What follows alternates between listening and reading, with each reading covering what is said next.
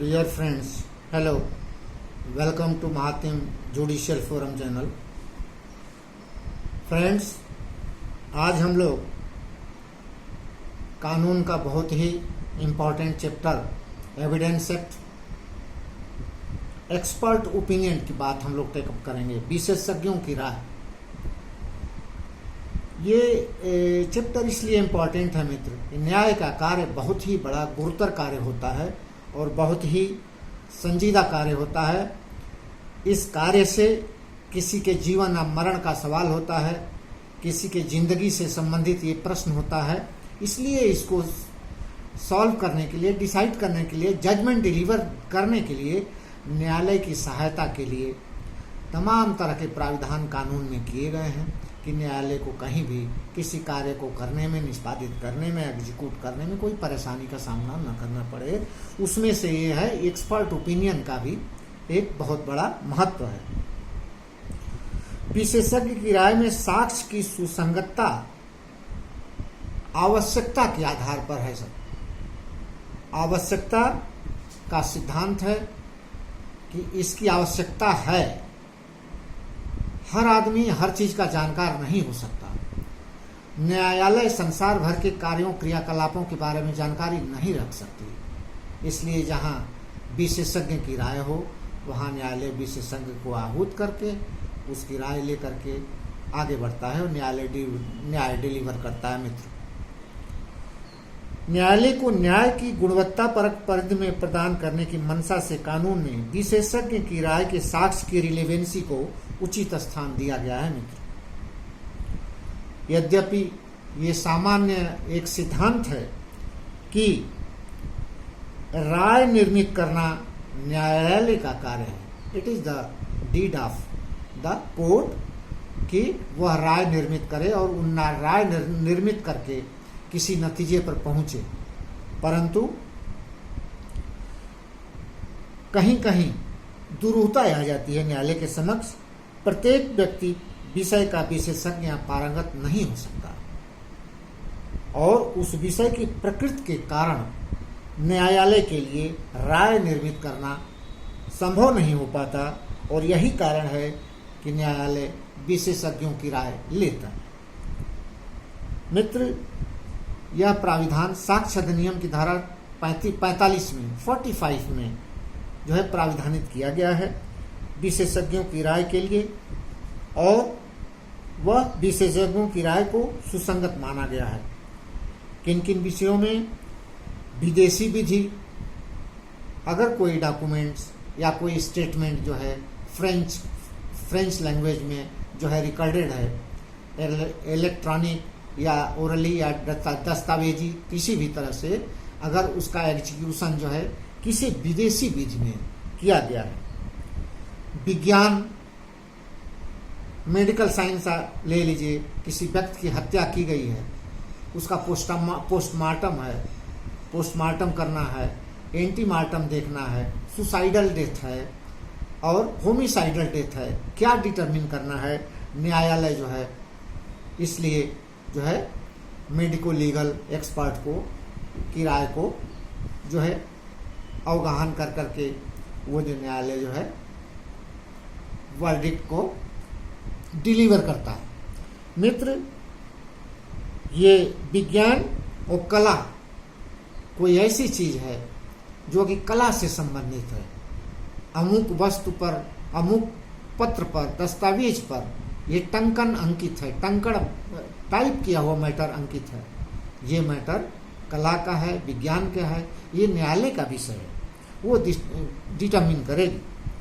हस्तलेख, कोई हस्तलेख किसी पर्टिकुलर व्यक्ति द्वारा निष्पादित किया गया है, किसी व्यक्ति ने इस विलेख पर हस्ताक्षर किए हैं, वह हस्तलेख है, हैंडराइटिंग है, वो उसको जो है पहचान करनी है न्यायालय को कि किसी अमुक व्यक्ति के द्वारा निष्पादित किया गया है या किसी अन्य व्यक्ति के द्वारा किया गया है। तो इस बात को, इसका जो है पारंगत एक्सपर्ट जो है न्यायालय की मदद के लिए बुलाया जाएगा और वो अपनी राय देगा। अंगुल चिन्ह है, किसी पर्टिकुलर वीपन से किसी पीड़ित की हत्या, किसी विक्टिम डिसीज्ड की हत्या की गई है, आदमी जो है मर गया है और वहाँ पर कोई असलहा पाया जाता है, असलहा के ऊपर जो है अंगुल चिन्ह पाए जाते हैं, अंगुल चिन्ह की पहचान के लिए न्यायालय जो है एक्सपर्ट को आहूत करता है, एक्सपर्ट की राय लेता है, एक्सपर्ट की द्वारा दी गई राय को वो तवज्जो दे करके अपने कार्यों में सहारा लेता है उससे।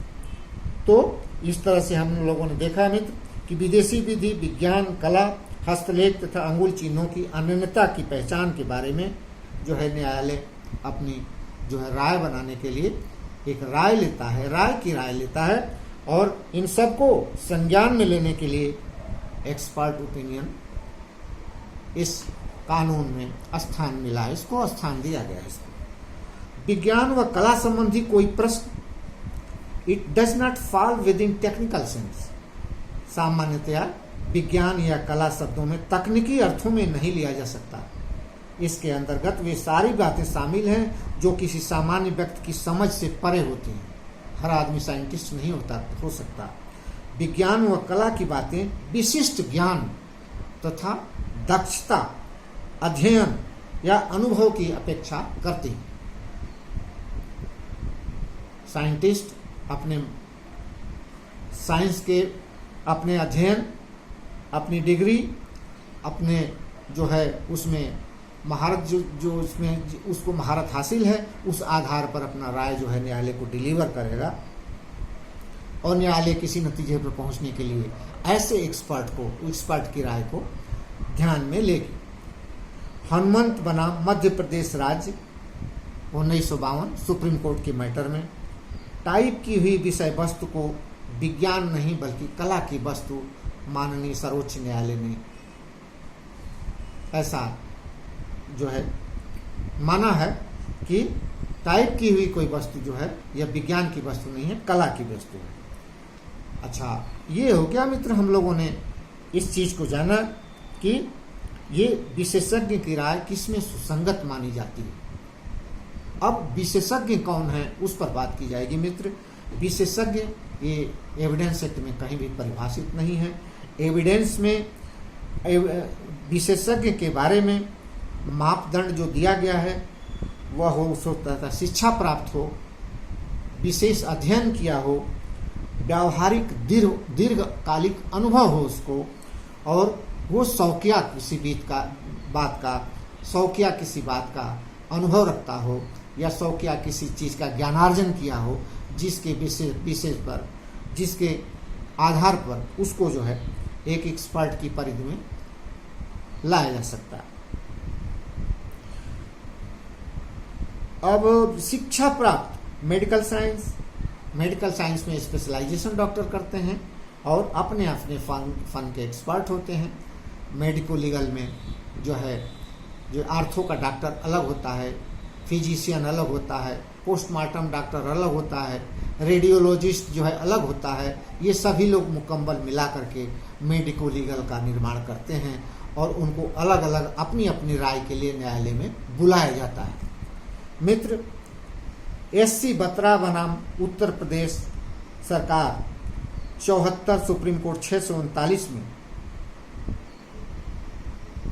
माननीय सर्वोच्च न्यायालय ने यह धारित किया था कि जहां पर एक बल्क मात्रा में शराब की बरामदगी हो और शराब की पहचान के लिए किसी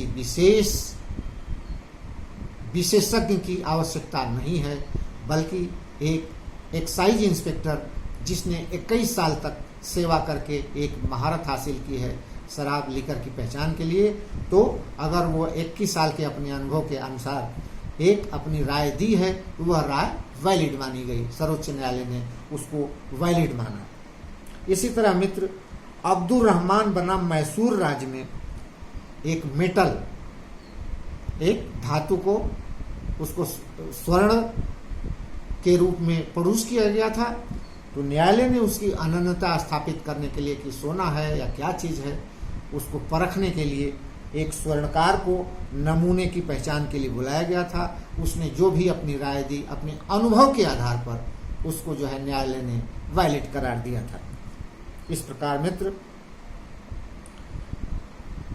विशेषज्ञ विशेषतया स्पेसिफिकली विशिष्ट रूप से कानून में कहीं परिभाषित नहीं है और उसका आधार है वह विशेषज्ञ शिक्षा प्राप्त हो, विशेष अध्ययन हो उसका, व्यावहारिक दीर्घ अनुभव हो उसका, या 100 किया न्यायालय उसमें वो अपना ज्ञान जो है अर्जित किया। मित्र 2018-6 ADR 498 के मामले में माननीय सर्वोच्च न्यायालय ने निर्धारित किया है कि DNA एक सर्वोत्तम संपोषक साक्ष्य है। DNA जो है धर्मजत्व की अनंतता के बारे में अपनी जो है पुख्ता वैज्ञानिक जो है राय देता है। तो DNA एक सर्वोत्तम संपोषक साक्ष्य है, माननीय सर्वोच्च न्यायालय ने कहा है। संतानों की धर्मजत्व से संबंधित प्रकरण में DNA का रोल उपयुक्त होता है। इसी प्रकार मित्र और भी साइंटिफिक ऐसी चीजें होती हैं जो न्यायालय उसमें जो है राय लेता है। उदाहरण के लिए polygraph, narco analysis, brain mapping, इनकी गुणवत्ता विश्वसनीयता विचारण के दौरान न्यायालय परखता है और ये एक प्रकार से CT स्कैन या MRI की तरह ही होता है। इस प्रकार मित्र चिकित्सा साक्ष्य और ocular evidence, medical evidence versus ocular evidence, जहां दोनों में टकराहट हो, न्यायालय के समक्ष 2 मैटर हो और दोनों में इस तरह की कंट्राडिक्शन की बात आए तो न्यायालय जो है आकुलर एविडेंस को प्रेफर ज्यादा करता है। चक्षुदर्शी डायरेक्ट एविडेंस है या स्वतंत्र स्रोत का साक्ष्य है जो न्यायालय को किसी बात में आगे बढ़ने के लिए एक डायरेक्ट जो है हेल्प कर रहा है, इसलिए न्यायालय जो है आकुलर एविडेंस को प्रेफरेंस देता है। एक मैटर में प्रश्न ये था मित्र कि ये डबल बैरल गन चालू हालत में थी या कि नहीं। जिस गन से किसी व्यक्ति की हत्या की गई है वो डबल बैरल गन चालू हालत में थी या कि नहीं। इस आधार पर इसको चुनौती दी गई थी कि इसकी पहचान, इसकी जो है परख विशेषज्ञ द्वारा नहीं कराई गई थी, परंतु न्यायालय ने इसको डिस्कार्ड किया और एक पुलिसकर्मी जो विभाग का पुलिसकर्मी है उसने हथियारों को हैंडल करने के लिए ट्रेंड हो गया था, वो अपने काम करते करते वो ट्रेंड था, उसकी दी गई राय को एक पुख्ता सबूत न्यायालय ने माना और ये बात डिस्कार्ड कर दिया गया कि इस डबल बैरल गन की चालू हालत में होने की परख जो है विशेषज्ञ द्वारा कराने की कोई जरूरत नहीं। मित्र एक और प्रकरण में 2006 CRLJ 303 supreme court 2006 CRLJ 303 supreme court के मामले में एक पीड़िता से बलात्कार किया गया था। प्रश्न था न्यायालय के समक्ष, माननीय सर्वोच्च न्यायालय के समक्ष एक ये प्रश्न था कि एक पीड़िता से बलात्कार किया गया था, उसके उम्र निर्धारण में दस्तावेजी साक्ष्य लेकर उसके माता पिता ने गवाही दी थी। उम्र निर्धारण के लिए घर का जो भी सर्टिफिकेट या जो भी प्रमाण पत्र था उसके माँ बाप ने विटनेस बॉक्स में आकर के सशपथ साक्ष्य दिया था। उनके साक्ष्य को इस आधार पर चुनौती दिया गया था कि पीड़िता के उम्र निर्धारण को अस्थि विशेषज्ञ डॉक्टर द्वारा उसको जो है परख नहीं कराई गई थी, डॉक्टर की राय नहीं ली गई थी, बल्कि माता पिता के सर्टिफिकेट के साथ दिए गए बयान को जो है रिलाई किया गया। न्यायालय ने माता पिता के दस्तावेजी साक्ष्य साथ दिए गए बयानात को प्रेफरेंस दिया, वरीयता दिया और उनके इस चुनौती को जो है न्यायालय ने जो है खारिज कर दिया। इस प्रकार मित्र हम लोगों ने देखा कि विशेषज्ञ की राय को देखा, विशेषज्ञ की राय में क्या क्या होता है। जहाँ तक हम लोग आए हैं ये बहुत ही बेहतरीन एस्पेक्ट है, ये जानना चाहिए विशेषज्ञ की राय, और ये परीक्षा की भी दृष्टि से बहुत ही महत्वपूर्ण चैप्टर है। इन्हीं शब्दों के साथ विराम लेते हुए मित्र बहुत बहुत धन्यवाद। नमस्कार।